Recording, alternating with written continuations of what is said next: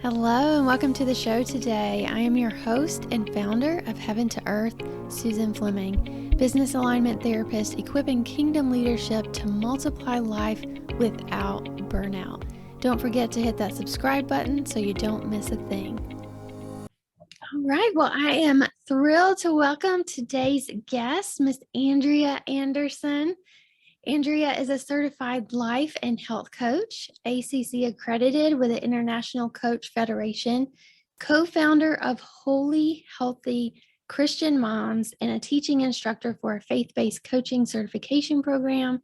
She works with ambitious moms who want to achieve more, but feel held back by low energy, low confidence, and a mental tape that tells them they are failing at all the things.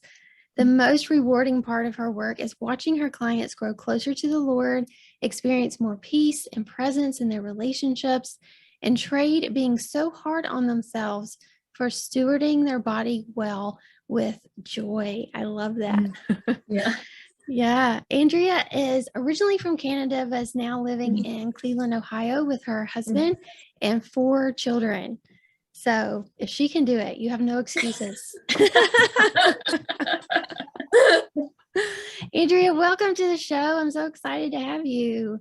Yeah, I'm excited to be here. Thank you so much for inviting me on. Yeah.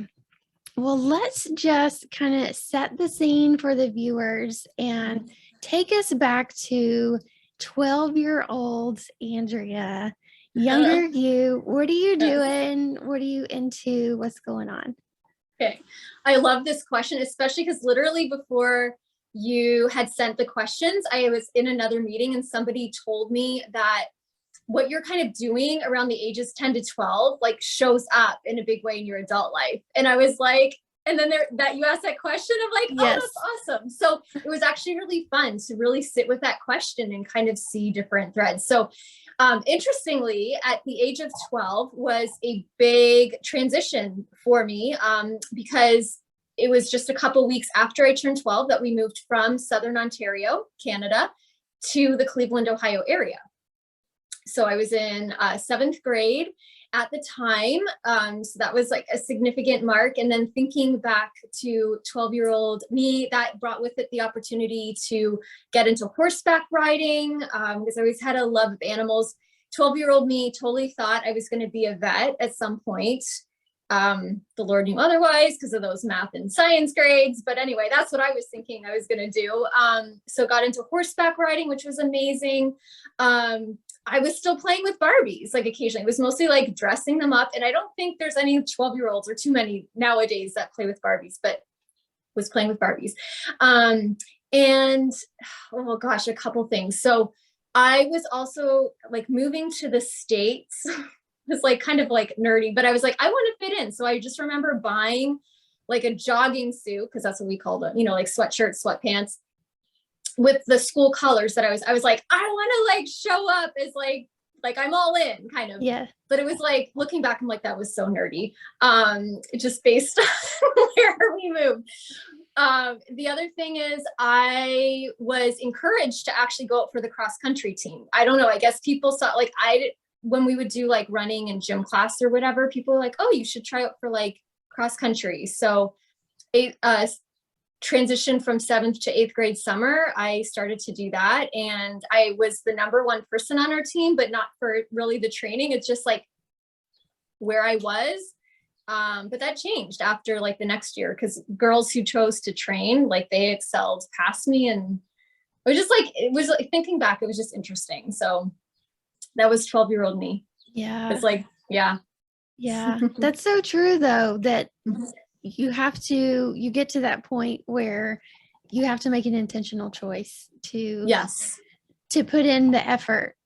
Oh yeah. And this is like front and center for me at the moment, maybe because my son is 15, but it was around 12, 13 where it's like he hit that wall of natural ability was no longer he was no longer standing out, right? And like you said, the kids that trained passed him up and he was like, what's happening?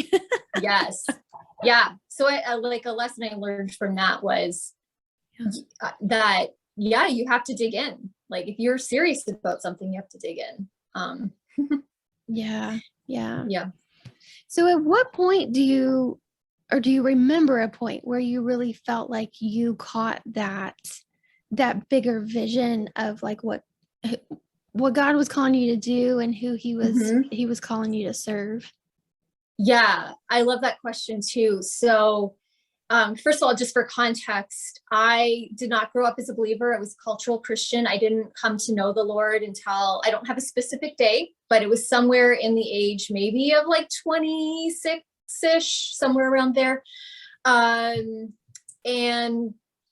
so 2006 was the first point where God really gave me an understanding of what he was calling me to. At the time, like a multi-passionate entrepreneur, and in 2006, I had started an organizing business with a friend of mine.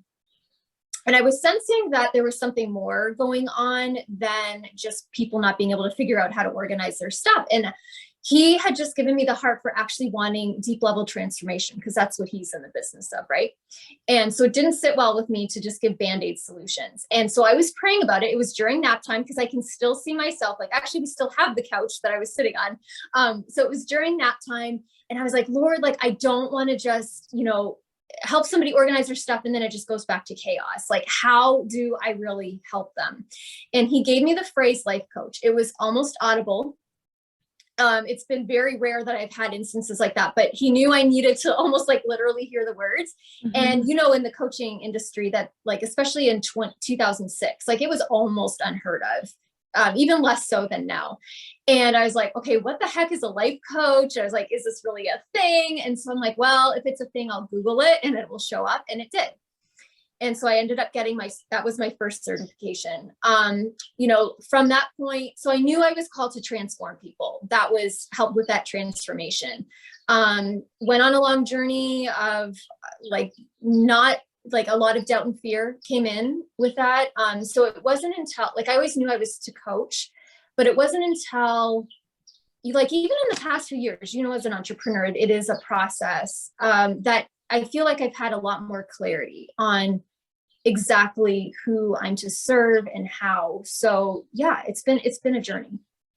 Yeah. And I find that so often with most entrepreneurs, we have so many different,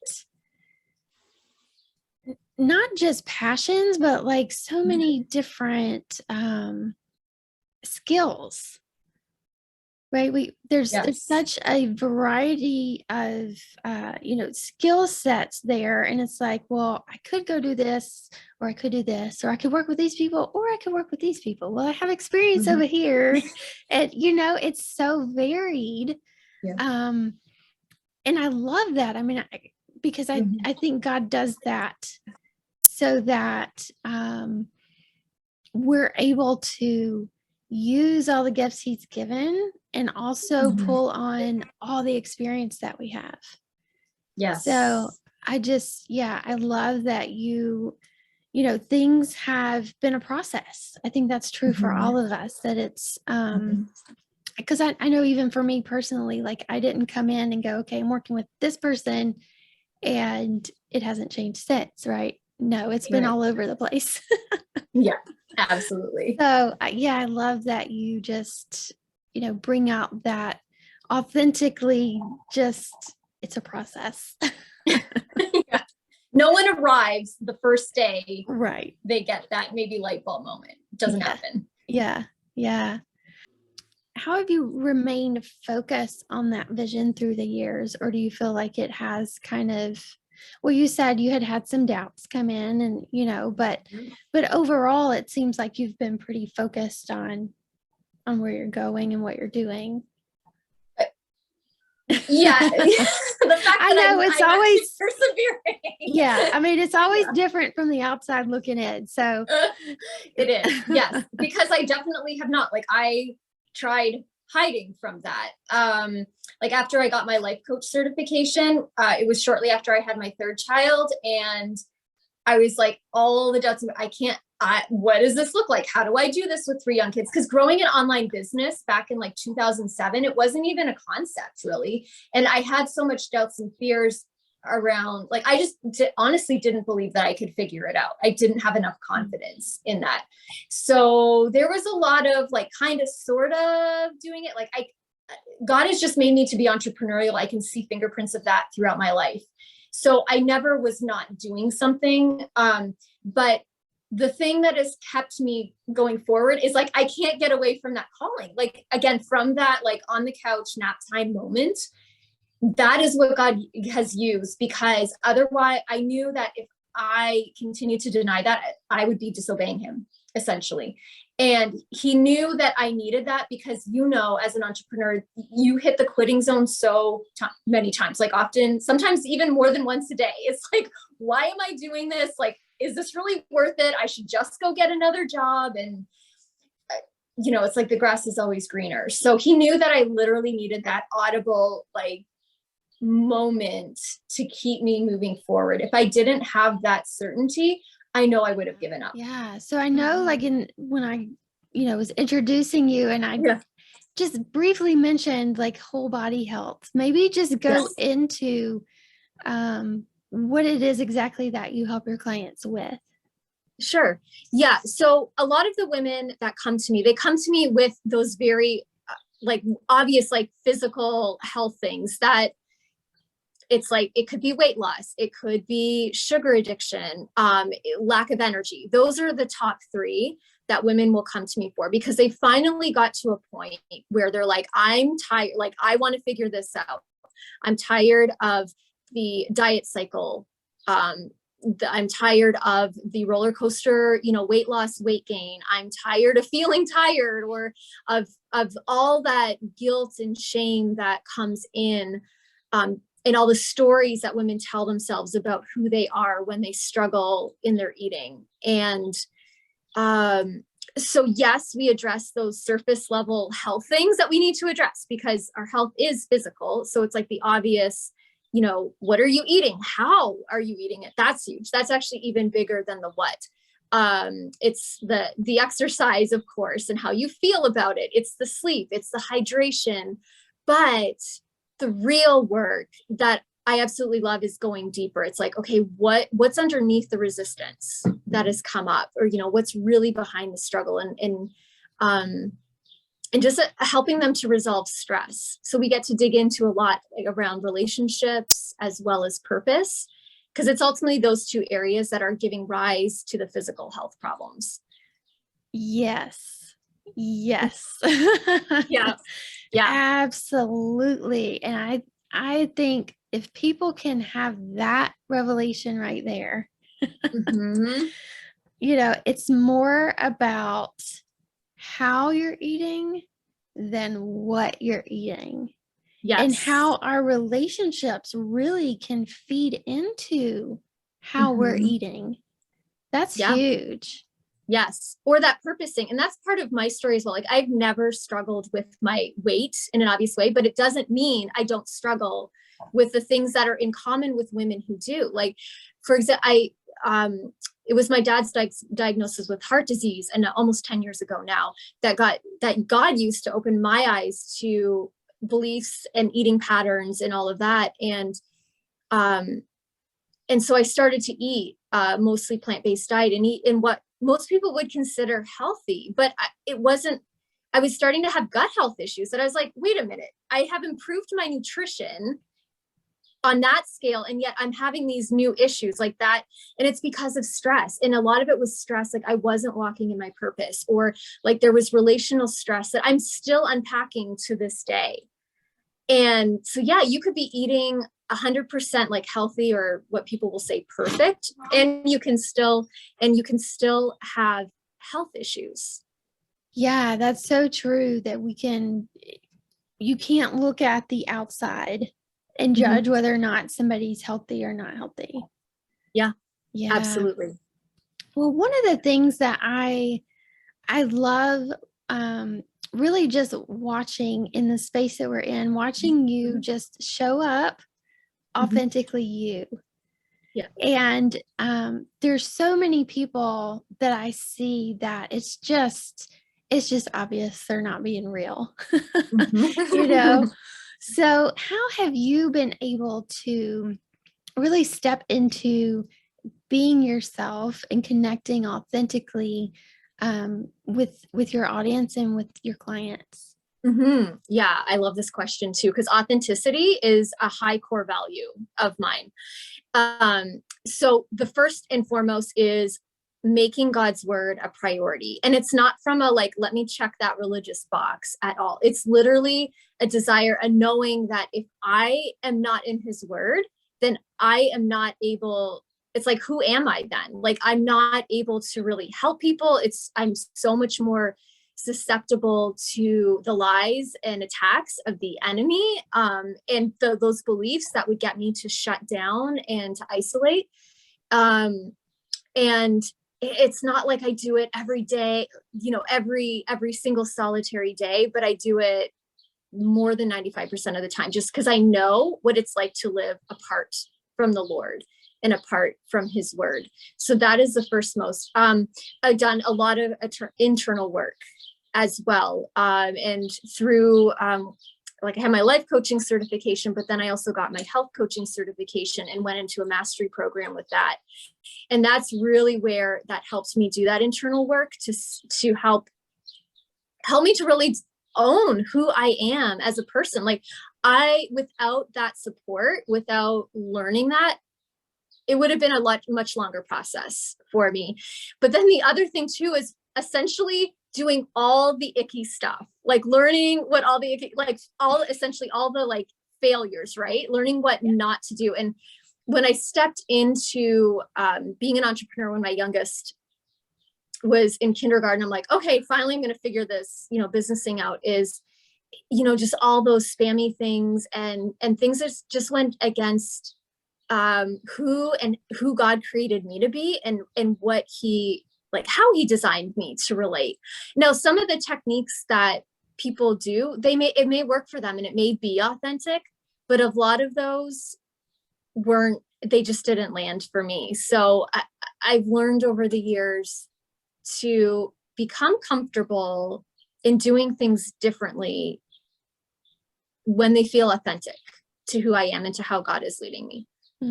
Yes, that's so important, because I think we are told, I know we are told, very specifically, this is how you do this, right? Fill in the blank with whatever. There's somebody telling you how to do it. Yes. So I think it's such a huge key here to point out to people to pick this up, that like when you are, whether you're building your business or you've been in it for years, whatever stage you're at, there's always going to be somebody telling you how to do it. But you've got to, the most successful people, right, is they have made their own way. Not to say that you can't do it like somebody else, but I know for me, there's a specific strategy that the Lord gave me for my business that does not follow anything that anybody else has told me to do. And so, yeah, I think that's a huge part of showing up authentically, is if you're not comfortable doing what you're doing, it's going to be hard for you. It's going to be hard for you to do it, because people can tell when you really maybe don't want to be doing it. Right. And we just reading body language and all those nonverbal cues that we get, you can tell when somebody is not really into what they're doing. So absolutely. Yeah, I think that's a great point. But that also kind of goes into my next question of the importance of having mentors and coaching and other people to learn from, but then also kind of making it your own, right? So how important has it been for you to have, mentors or masterminds or coaching or being involved with, someone that you can learn from? Yeah. So this is this is interesting because I've been the ones that actually serve me the best. And I think this would resonate with you because, like, as you said, you do things differently than people tell you. And I know that that's how God made me as well, like kind of like a little bit renegade, right? And so the times where I've seen the struggle most is when somebody has been telling me this is how you do it. Because then when it's like, yeah, I think God is saying do this instead, because God, like, he often will flip things on their head, right? He often tells you to, I mean, it did not make sense for people to march around Jericho, 7 days in a row and expect the city to fall, right? So of course, like, the Bible is filled with the contrariness of the Lord to, like, our formulas, right, that we like to create. So the masterminds and the mentors who have made the biggest difference in my life are the ones that actually coach as, like, classical coaching is essentially what I do, where I don't ever tell my clients, this is what you have to do. It's like, I help them, like, yes, there are general principles, but it's like, okay, so how do you see these applying to what you're doing? And then helping them to figure out and helping me, like, this is what the best mentors and coaches and masterminds that I've had, where they've asked me, okay, how do you see this fitting in? And, like, what's all the mindset drama that's coming up, and helping me to work to resolve that in a way that actually brings healing. So that part's been invaluable because, again, as you know, the mindset stuff is so messy. You need somebody to help you parse that out because it's too big. It's too complicated. I like to equate it to, when you have a dream, it's a really vivid dream and it feels like it makes sense. And then you go to try to explain it and you're like, yeah, it just comes out sounding so garbled. But to me, that's what the mindset stuff is. And so we need people to help us with that. Yeah. That's such a great analogy there. Yeah. I've never thought of it that way, but that's so true. And my mentors are more almost like a mirror, more so than somebody telling me what to do, but just someone reflecting to me, this is what I see you doing. What do you think about that? Right? The people that ask questions more than make statements. Amen. Absolutely. Yeah. And that's why coaching is so powerful. Yeah. Yeah. Is learning how to ask powerful questions, and also learning how to listen actively without putting your own filter on it. It was a skill that was probably one of the biggest skills that challenged me, but biggest area of growth, but also the fruit of that has been phenomenal. Mm-hmm. Yeah, absolutely. Absolutely. That's definitely where I see the biggest transformation, whether for me or for my clients, whichever side of it I'm on. That transformation happens when you have to do the work. Yes. Right? Like they can ask you the right questions, or good questions, insightful questions, whatever, but if you don't then take that question and dive into it and sit with it and really look at yourself. Yeah. Like, that's where the transformation happens, is the behind the scenes, when you're with yourself and you have to face these things. It's those powerful questions can change everything. Yeah. Yeah. Because I see that's really God, that's allowing God the space to come in, since he never pushes for that, right? It's always an invitation. And it's like, I don't know what's best. I don't know what God has for you. I don't really know how he created you. Like, that's between you and him. So that's what I love about the questions and allowing the space for clients to process, right? Is that you're actually allowing the Holy Spirit to drive that conversation and bring those things to light that he knows is there. Yeah, I love that. And I think that's probably something that gets misunderstood about what you do, right? So, yes. Yeah. Absolutely. So I'm curious to hear if you want to expand on that. Like, what's something that people seem to misunderstand about you or about what you do or the industry that you're working in? Yeah. So I'll take that first with a misunderstanding me. So again, people can look at me and say, oh, she's never struggled with any of these health things. Like, how could she understand? And so as we touched on earlier, like just, health is more than what you see on the surface. And I have struggled with things in my health. Again, just like how I perceive myself. And I told God for quite a while I didn't want to address the sugar addiction, or it was something I said I would never do. And then when he told me to detox from sugar, I was like, no, there's got to be some other way. Yeah. So I've never, it's like, I didn't arrive at where I am just because like there was a lot of work that was involved in that. Or a lot of people see like on the spiritual side where I am and assume that I grew up in this like amazing Christian home and like I never struggled with my faith. And when they hear that I actually was agnostic atheist and then came to faith, they're like, oh, okay. So there's that. So it's like, it's so easy to tell ourselves stories, right, about people that we see having the results that we want. And we like to tell ourselves a story that they never struggle with the things we struggle with, which just isn't true. So there's that.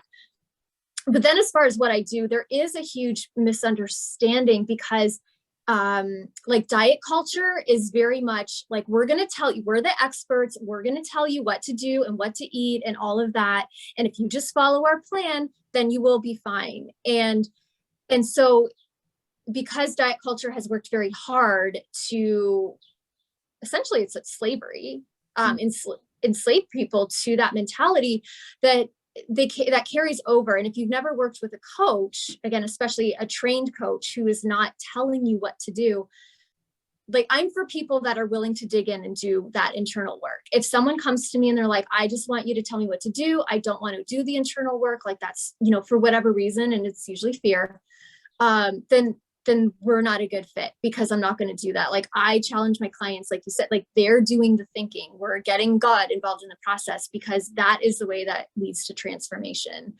I think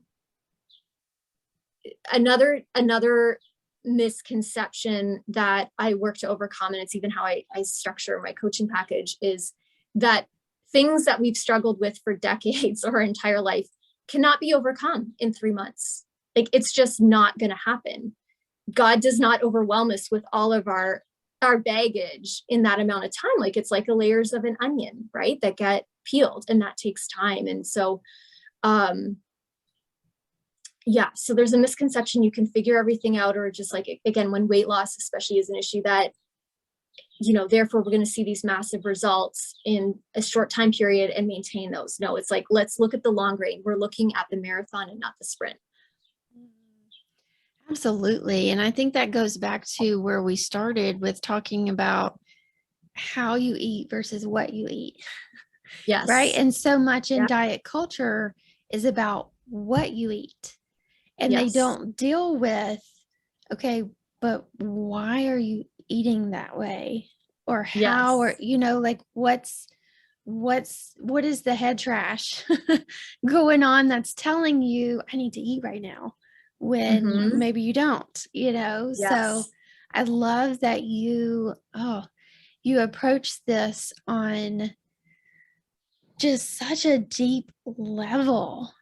And, I know it's gotta be hard to feel like you're fighting against this whole culture that's saying, oh, in 90 days you can be here and just eat this and do this. And you're over here going, well, that might work for a little bit, but then the head stuff's going to come back up, and you're going to start eating, the way you were before, and it's going to bring you right back to where you were. Like you've got to go deeper than just tell me what to eat or tell me when to exercise.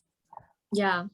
Yes. And what I see, because I work mostly with women, that there's that the focus is so much on, because it's a physically experienced problem, is they think if therefore I give them a physical solution that is going to solve it. But it's like, no, it's like that spiritual warfare aspect. Yeah. That's huge. And it's like and it goes back to their relationship with God and what they believe about him in relation to their health. And it's like, if we don't heal that, it's again, you're just going to be right back in that cycle. Yeah, Yeah. absolutely. Well, what do you think makes a really great leader? Definitely dependence on the Lord, because if we're not looking to him, if we're not depending on him, well, again, the world could perceive someone as a great leader, but as believers, we know like what we do here on earth, if it's not lasting, it really doesn't mean anything. So dependence on the Lord, looking to him for guidance. Again, authenticity, like we talked about, like that is just a high core value. I want leaders who are authentic, who feel like, or who know the importance of showing their cracks in their armor, kind of in saying like, I'm not perfect. I struggle with this too. I need to learn how to overcome it. Like essentially not taking yourself too seriously. Like I don't take myself seriously. I love to laugh. Like I love to find the humorous side in things, because life life is too short to be serious all the time. And I think if we take ourselves so seriously, then like that's pride coming in or whatever. It's like we mess up all the time. Like it's the human condition. Um, Definitely charisma. I see like leaders, if without charisma, it's going to be hard to inspire people. Like to me, a leader needs to inspire people or you're not leading anybody. You're just kind of like off there doing your own thing. And then definitely vision. A leader needs vision because you have to know where you're leading people to, or you're just going to be wandering around aimlessly in the desert. Mm-hmm. Yeah, I love asking this question of leaders because so often it's hard to articulate.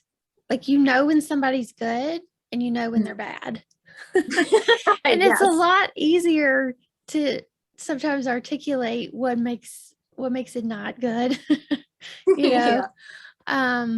So I love asking that question to get the leader's perspective of leadership and what you think makes it great. And I do agree that going back to that authenticity piece is just so important, that the people you're leading, there's some level of vulnerability there. Like they've got to be able to relate to you and go, wow, okay, she struggled with that. I had no idea. But then it empowers them to go, well, if she can do it, I can do it too. Yes. Right. Absolutely. I feel like it's so powerful to show that vulnerability. I know that you don't see competition with other women. That's very apparent to me. I know we've never talked about it, but I just I see that in you, and I see the collaborations and partnerships that you have with other women in the space. And what would you say you value most when you collaborate or partner with somebody? Yeah. So yeah, I know that God is just, well, he's made all of us to collaborate in some way, because he's just made us for community.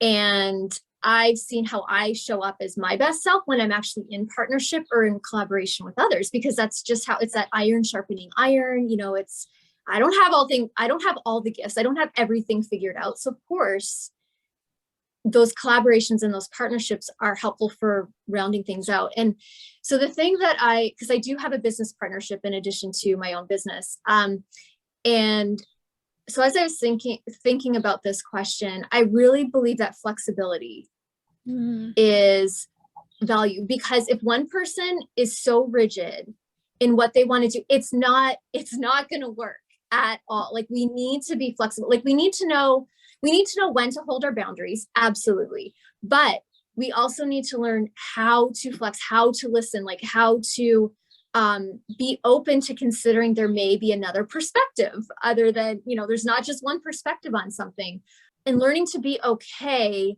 that what you thought you were really confident needed the way it needed to be done, that maybe there's like an entirely different way, or maybe there's like an iteration of that actually would be more powerful. Because if we're not flexible, it's just like in any relationship, there is that give and take. It's learning how to come to, like how to meet in the middle, when to give, like the give and take and all of that. And that's flexibility. Yeah. Yeah. And it sounds a lot like teachability as well. Like Yes, still absolutely. remaining teachable and willing to take feedback from other people. Mm-hmm. Mm-hmm. and not have this I know it all attitude. Yes, Really. absolutely. Yeah. And you cannot be flexible if you're not teachable. So they definitely go hand in hand. Yeah. Yeah. Well, what do you think is the most important skill that someone needs to master to really have not just a successful business, but to sustain that business? I don't know if perseverance is necessarily a skill, a skill, I guess it could be, but I think that's what you need is that learning how, I guess it is a skill because you have to learn how to persevere and to especially when things don't go the way that you expect. Well, and also the skill with that would be problem solving, like learning how to troubleshoot something that comes up when reality is different than what you were thinking that you were going. Because without the problem solving and without the being willing to persevere and trying to figure it out, again, it's not going to last. And it's funny because I always think about the stat of like, which on the negative side, it says, most businesses fail within the first 3 to 5 years. It's like, no, actually, it takes about 3 to 5 years to build a business. And I think so often we see what appears like overnight success stories, or somebody tells you like, oh, I reached like 6 figures like in 3 months. It's like, but what was all this? Like, what were the stories behind that? Like, how long did it actually take for you to learn those skills to get you to that point? And so they had to learn how to problem solve and persevere before they could get to that like so-called overnight success. Yeah. Yeah. So often we don't hear the backstory. And Yeah. yeah, and it looks like, again, from the outside in, right? Mm-hmm. It looks like they just came out of nowhere and were instantly successful. Yes. And we don't hear that backstory. So, Mm-hmm. yeah, I would absolutely agree with that. Perseverance, making that intentional choice to keep Mm-hmm. putting one foot in front of the other and going step by step. Yes. It's not often in business that you take a leap, right? Right. It's steps. It's just a step at a time. Yeah. Well, have you ever read the book Outliers by Malcolm Gladwell? No. Okay. So I love that book because he talks about outlier, like situations, people, as well as situations that seemed like anomalies, both positive as well as negative. And essentially the gist of the book is like, there's always multiple reasons. There's always that backstory, or like when on the more negative side of things, like when accidents happen, it's not just because of one thing. It's usually 7 things all going wrong all at the same time.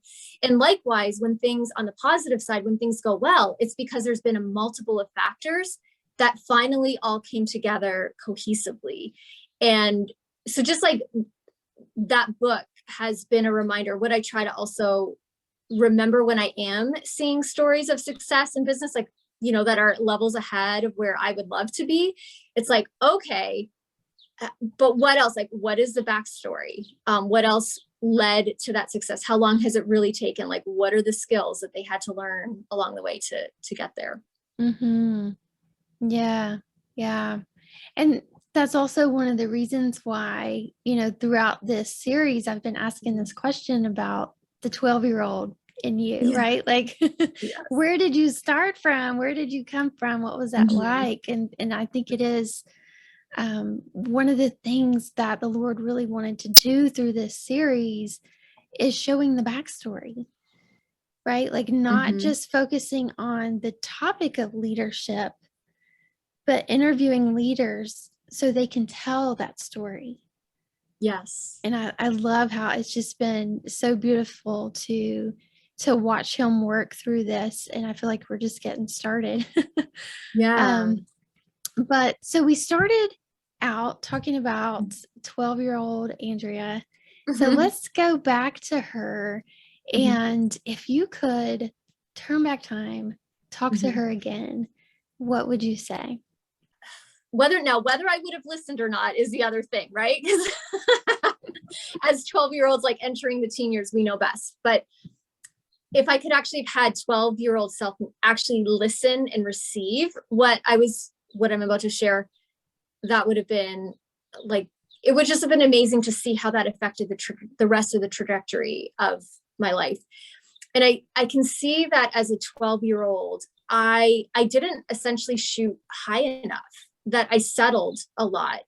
And I think there was a lot of me that didn't even see possibilities that could be available, or that had I worked to try and figure it out, maybe I would have achieved, but maybe not. But I would have gotten further along than had I not tried at all.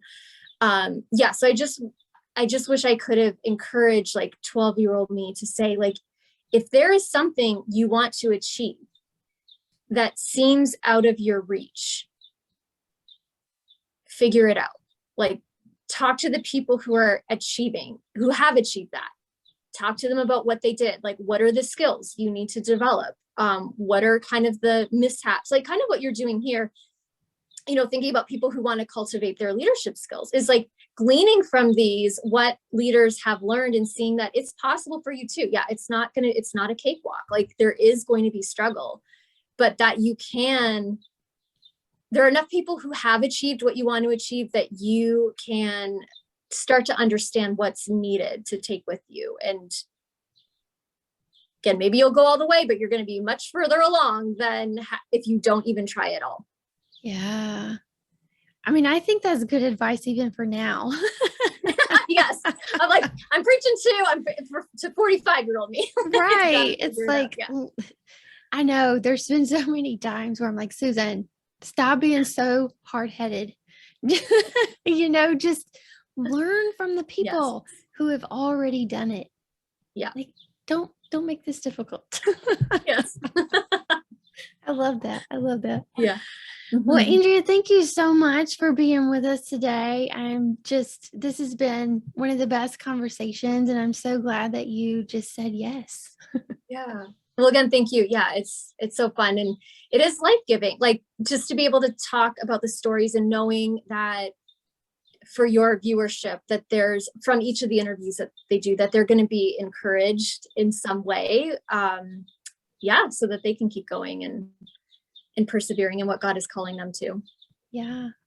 Well, is there anything you have coming up, or where can people connect with you? Mm-hmm. So connection-wise, I'm on Instagram at The Christian Health Coach. In Facebook, the best way to connect would be in the Facebook group that I have with my business partner, Erin. It's called Holy, WH Holy, Healthy Christian Moms. We do a number of things in that group. So that's the best place to really get what is Andrea up to right now. We are working on a 3-day event that I really believe is the answer that I've been praying for, in how to help open women's eyes to what is really stopping them from actually getting the results that they want in their health. Like, just again, peeling back those layers for them. Because I felt like this piece was missing for so long. So Erin, my business partner, and I are just trying to be sensitive to the Lord's leading, like not overwhelming our schedules, like, because we're in summer vacation mode right now with our kids. So it's kind of like, it's coming. And if you're in the Facebook group, you'll know when it's here.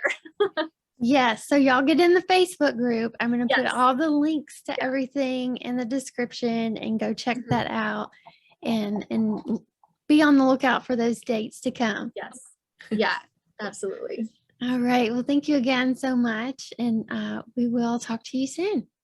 Yeah, sounds good. Thanks so much for tuning in today. If you want to learn more about me or any of my guests, all of the links are in the description below the video. Don't forget to hit that subscribe button and share it on all your social pages. Until next time, remember that you have the power to multiply life without burnout.